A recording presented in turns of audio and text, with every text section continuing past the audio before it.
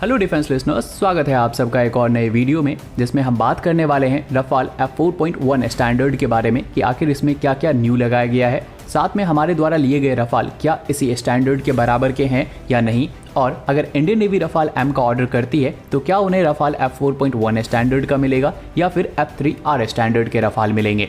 तो जैसा कि आप सबको पता होगा कि हाल ही में डसॉल्ट की तरफ से French air and space force को फर्स्ट रफाल F4.1 स्टैंडर्ड की डिलीवरी की गई है, लेकिन ये रफाल फ्रेंच एयरफोर्स के F3R स्टैंडर्ड के ही रफाल थे, जिन्हें F4 स्टैंडर्ड पर अपग्रेड करके उन्हें दिया गया है। फ्रेंच डिफेंस मिनिस्ट्री की तरफ से साल 2019 में $2.3 बिलियन की लागत से F4 स्टैंडर्ड के रफाल को डेवलप करने की डील डसॉल्ट को दी गई थी, जिसे डसॉल्ट द्वारा 2 बैचेस में कंप्लीट किया जाना है। पहले बैच में 28 एयरक्राफ्ट को F4.1 स्टैंडर्ड में 2023 टू 2024 तक अपग्रेड करना है। उसके बाद साल 2025 से 30 के बीच में 30 एयरक्राफ्ट को रफाल के F4.2 स्टैंडर्ड पर अपग्रेड करना है। इस वक्त फ्रेंच एयरफोर्स 129 रफाल को ऑपरेट कर रही है, लेकिन इनमें से 26 used Rafale fighter jet Greece यानी कि इजिप्ट द्वारा और 12 second hand Rafale Croatian air force द्वारा परचेज किए गए हैं। और इस गैप को फिल करने के लिए फ्रेंच डिफेंस मिनिस्ट्री की तरफ से फ्रेंच एयरफोर्स के लिए 42 रफाल F4 स्टैंडर्ड के ऑर्डर के लिए क्लियरेंस दे दी गई है।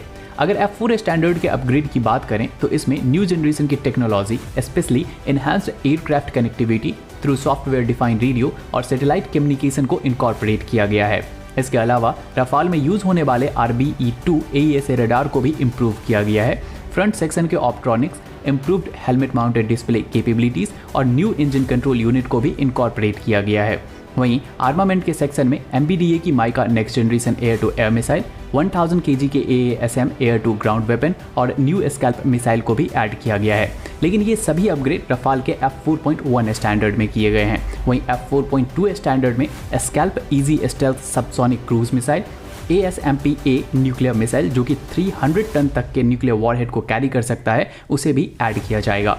अगर इन अपग्रेड को इंडियन रफाल के साथ कंपेयर करें तो जो F4.1 स्टैंडर्ड के रफाल हैं उनमें से 1000 kg के एयर टू ग्राउंड वेपन को छोड़कर सभी अपग्रेड इंडियन F3R स्टैंडर्ड के रफाल में ऑलरेडी कर दिए गए हैं और इंडियन एयरफोर्स को रफाल F4.1 स्टैंडर्ड पर अपग्रेड करने की कोई जरूरत नहीं है। वहीं साल 2025 के बाद जब 2030 तक F4.1 स्टैंडर्ड पर डसॉल्ट द्वारा फ्रेंच रफाल को अपग्रेड किया जाएगा, जिसमें स्टेल्थ कैपेबिलिटीज को भी इनहांस किया जाएगा, तब IAF अपने सभी रफाल को F4.2 स्टैंडर्ड पर डायरेक्टली अपग्रेड कर सकती है, यानी कि 10 साल तक रफाल को ऑपरेट करने के बाद। वहीं अगर इंडियन एयरफोर्स MRFA के तहत रफाल को सेलेक्ट करती है, जो कि 2025 से पहले नहीं होने वाला है, तो वो रफाल डायरेक्टली ही F4.2 स्टैंडर्ड के होंगे।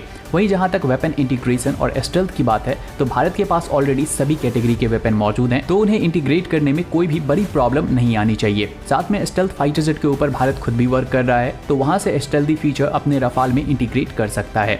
लेकिन अगर फिलहाल के इंडियन नेवी के ऑर्डर पर नजर डालें तो नेवी द्वारा जो भी नंबर में रफाल M का ऑर्डर दिया जाएगा तो वो डायरेक्टली F4.1 स्टैंडर्ड के रफाल होंगे, जिनमें सभी F4.1 स्टैंडर्ड के फीचर इनकॉर्पोरेट होंगे। तो आज के इस वीडियो में इतना ही। उम्मीद है आपको ये वीडियो इन्फॉर्मेटिव लगी होगी। अगर लगी हो तो लाइक करें, शेयर करें और चैनल पर नए हैं तो सब्सक्राइब कर लें।